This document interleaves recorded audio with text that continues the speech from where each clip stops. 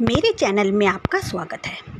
आज हम जिस विषय में पढ़ेंगे वह है नाथ साहित्य। भगवान शिव के उपासक नाथों के द्वारा जो साहित्य रचा गया वही नाथ साहित्य कहलाया। नाथ का अर्थ होता है स्वामी, अर्थात ये शिव को अपना स्वामी मानते थे। सिद्ध साहित्य के बाद का जो समय है वह नाथों का माना जाता है। नाथ पंथ के साधकों ने अपने आप को योगी कहकर संबोधित किया, अर्थात वो अपने आप को योगी कहते थे। राहुल सांकृत्यायन ने नाग पंथ को सिद्धों की परंपरा का विकसित रूप माना है। सिद्धों की जो परंपरा है उसको जब विकसित हुई तो वो नाथ साहित्य में बदल गई। इस संप्रदाय में बौद्ध धर्म के साथ साथ शैव धर्म भी स्वीकार किया गया। जैसा कि हमने सिद्ध साहित्य में पढ़ा था कि सिद्ध साहित्य बौद्ध धर्म से संबंध रखता है और नाथ साहित्य सिद्ध साहित्य का ही विकसित रूप है। इसलिए नाथ साहित्य में बौद्ध धर्म तो है ही, साथ में नाथों ने शैव धर्म को भी सम्मिलित किया। हजारी प्रसाद द्विवेदी ने नाथ संप्रदाय को सिद्ध मत, सिद्ध मार्ग, योग संप्रदाय, योग मार्ग, अवभूत मत, अवधूत संप्रदाय के नाम से पुकारा है। अगर वर्गीकरण की दृष्टि से देखा जाए तो हिंदी के आदिकाल साहित्य को 3 वर्गों में बांटा गया है। पहला है धार्मिक, दूसरा है लौकिक और तीसरा है इतर साहित्य, इसमें बांटा गया है। नाथ साहित्य इनमें से धार्मिक साहित्य के वर्ग में आता है। सिद्धों के महासुखवाद के विरोध में नाथ पंथ का उदय हुआ था।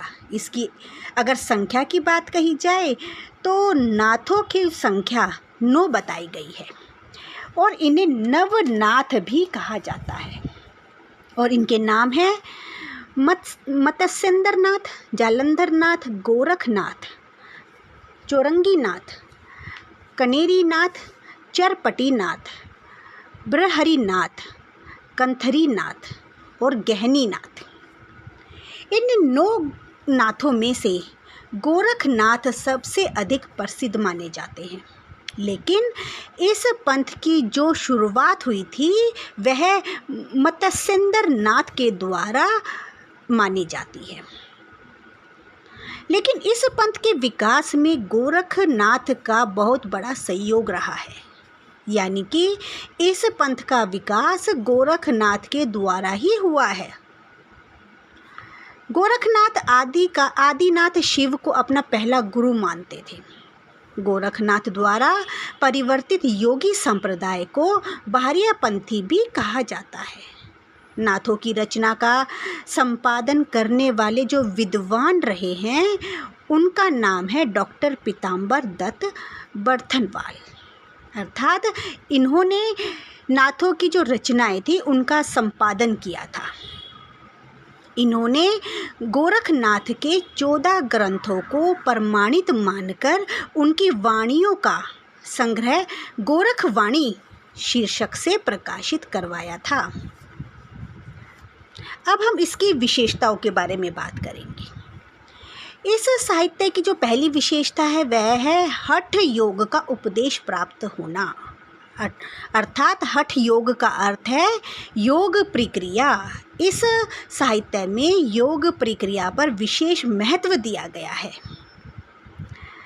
इस साहित्य में नागपंथों ने काया साधना पर बहुत अधिक महत्व दिया है। जो योग प्राणायाम प्रक्रिया नाथों द्वारा अपनाई गई है उसका वर्णन इस हठ योग में किया गया है, यानी कि नाथ हर बीमारी का इलाज करने के लिए योग प्रक्रिया को ही अपनाते थे। दूसरी विशेषता है इस साहित्य में गुरु को विशेष महत्व दिया गया है, क्योंकि नागपंथ मानते हैं कि अगर ईश्वर की प्राप्ति संभव है तो वह केवल गुरु ही है जो मार्ग में सहायता कर सकते हैं। हमारे जीवन में अंधकार को अगर कोई प्रकाश में बना सकता है और जीवन को मार्गदर्शन दिखा सकता है तो वह केवल गुरु ही है। इसलिए इन्होंने गुरु की महिमा पर अधिक बल दिया है। तीसरी विशेषता है शैवों और शक्तियों का नाथ पंथ द्वारा स्वीकार करना। देखिए, जो नाथ पंथ थे वो शिव से प्रभावित थे और नाथों का मानना था कि जब सृष्टि की रचना उत्पन्न हुई थी तब दो तत्व उत्पन्न हुए थे और वे हैं शिव और शक्ति। यानी कि ये दो तत्व उत्पन्न हुए थे जब सृष्टि की रचना की गई थी। शिव और शक्ति दो तत्व उत्पन्न हुए थे। शिव और शक्ति का धर्म माना जाता है। जो शक्ति है वो शिव का धर्म माना जाता है। इसलिए शिव और शक्ति कोई अलग अलग नहीं है। मत्स्येंद्र नाथ के अनुसार शिव और शक्ति दोनों एक ही हैं। ये दोनों एक दूसरे के बिना अधूरे हैं, अर्थात शिव के बिना शक्ति और शक्ति के बिना शिव, इनका कोई महत्व ही नहीं रह जाता। यहाँ पर इन्होंने शक्ति के 3 रूपों की चर्चा की है। पहली है चित्त शक्ति, दूसरी है माया शक्ति और तीसरी है जीव शक्ति। इनका मानना है कि अगर ईश्वर की प्राप्ति करनी है तो माया को त्याग करना पड़ेगा और चित्त को वश में करना पड़ेगा, तभी जीव के लिए ईश्वर की प्राप्ति संभव हो पाएगी। अगर कोई मानव चित्त को अगर अपने वश में नहीं करता है तो वह ईश्वर की प्राप्ति नहीं कर सकता। अगली विशेषता है कि नाथ पंथों में शून्यवाद के महत्व को भी प्रतिपादन किया गया है, जो कि इसमें वृज्जयान से ही ग्रहण किया था। सामाजिक विषमताएं जैसे कि जाति प्रथा, छुआछूत, धार्मिक मतभेद, मूर्ति पूजा आदि भ्रमचारों का विरोध नाथों ने किया है और यह विरोध सिद्ध साहित्य में भी किया गया है। इन्होंने रूढ़ि और ब्राह्मण आडंबरों का खंडन किया है। इनका मानना है कि मूर्ति पूजा तथा तीर्थ करने से कोई भी लाभ नहीं होता। ये व्यर्थ है, तीर्थ करना और मूर्ति पूजा करना व्यर्थ है, इनका ऐसा मानना था। तो ईश्वर तो हमारे मन में ही विराजमान है।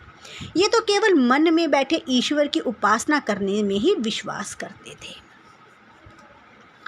अगली विशेषता है चित्त शुद्ध और सदाचार में विश्वास करना। देखिए, जो नाथपंथी थे उनका यह मानना था कि ईश्वर की प्राप्ति करने के लिए हमें अपने चित्त को शुद्ध बनाना होगा, अर्थात कि इसके लिए हमें द्वेष, क्रोध, अहंकार, घृणा की भावना, इन सब का त्याग करके सदाचार के मार्ग पर चलना होगा। हमें प्रत्येक परिस्थिति में, चाहे वह दुख हो या सुख हो, समानता का ही व्यवहार करना चाहिए, तभी हमें ईश्वर की प्राप्ति हो सकती है। अन्यथा अगर हम अपने मन में अहंकार, घृणा, ये सब द्वेष की भावना रखेंगे तो हम ईश्वर की प्राप्ति नहीं कर सकते। अगली विशेषता है कि इस साहित्य में नारी निंदा की गई है, अर्थात देखिए, जो सिद्ध लोग थे वो नारी को भोगने की उपेक्षा नहीं करते थे। यानी कि नाथ नारी को त्यागने के पक्ष में है, लेकिन जो सिद्ध थे वो नारी को त्यागने के पक्ष में नहीं थे। वे तो अपने मठों में ही नारी को भोगने में विश्वास रखते थे। तो इसी बात का विरोध नाथों ने किया था। नाथों का मानना था कि नारी को भोगने का मतलब है नैतिकता का पतन होना, और अगर नैतिकता का पतन होता है तो ईश्वर की प्राप्ति संभव नहीं है। उनका यह मानना था कि ईश्वर की प्राप्ति के मार्ग में नारी एक बाधा का काम करती है। इसलिए नाथों ने नारी से दूर रहने का उल्लेख किया है। ये मानते हैं कि नारी ये एक ऐसी माया है जो योग मार्ग में केवल कठिनाइयाँ ही उत्पन्न कर सकती है। नाथों ने नारी का त्याग कर ब्रह्मचारी जीवन में विशेष बल दिया है। अगली विशेषता है कि इस साहित्य में मनोविकारों की निंदा की गई है, अर्थात इसमें मांस मदिरा के सेवन का बहिष्कार किया गया है। नाथों ने स्वयं को नशे से मुक्त रखा था। ये अपने जीवन में केवल साधारण भोजन को ही ग्रहण करते थे। अपने काव्य में इन्होंने मांस मदिरा के सेवन की कड़ी आलोचना की है। अगला जो विशेषता बताई गई है वह है गृहस्थ के प्रति अनादर का भाव होना, अर्थात इस साहित्य में देखने को मिलता है कि नाथों ने गृहस्थ जीवन का अनादर किया है। नाथों का मानना है कि गृहस्थ जीवन का त्याग करके अगर वैराग्य का जीवन को अपनाया जाए तो ज्ञान तथा ईश्वर की प्राप्ति हो सकती है। इनका मानना था कि गृहस्थ जीवन ईश्वर प्राप्ति के मार्ग में कठिनाइयाँ उत्पन्न करता है। ईश्वर प्राप्ति के लिए वैराग्य जीवन अपनाना आवश्यक है। अगली विशेषता जो है कि नाथ साहित्य की भाषा में पश्चिमी हिंदी की बोलियों के मिश्रित रूप देखने को मिलते हैं। सुडुकी भाषा के भी अंश देखने को मिलते हैं। इन्होंने अपने साहित्य में बहुत ही सरल भाषा का प्रयोग किया है, क्योंकि जन साधारण के लोकप्रिय कवि थे। इसलिए इनके काव्यों में राजस्थानी, पंजाबी, भोजपुरी, अवधी के तत्व देखने को मिलते हैं। इन्होंने अपने काव्यों में छंद तथा अलंकारों का भी भरपूर प्रयोग किया है।